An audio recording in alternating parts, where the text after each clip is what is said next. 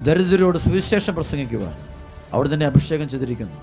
ബന്ധിതർക്ക് മോചനവും അന്തർക്ക് കാഴ്ചയും അടിച്ചമർത്തപ്പെട്ടവർക്ക് സ്വാതന്ത്ര്യവും കർത്താവിന് സ്വീകാര്യമായ മത്സരവും പ്രഘോഷിക്കുവാൻ അവിടെ തന്നെ അയച്ചിരിക്കുന്നു.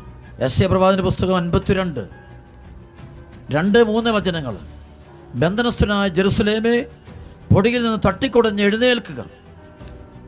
ബന്ധനസ്ഥയായ സിയോൻ പുത്രി, നിന്റെ കഴുത്തിലെ കെട്ടുകൾ പൊട്ടിക്കുക.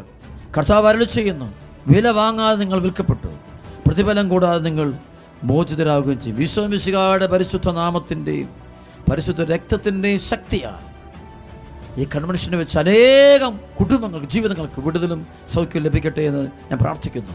കർത്താവിൻ്റെ കരം വെളിപ്പെടും.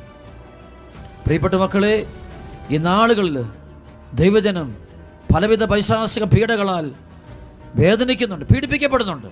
രോഗങ്ങൾ, മാനസിക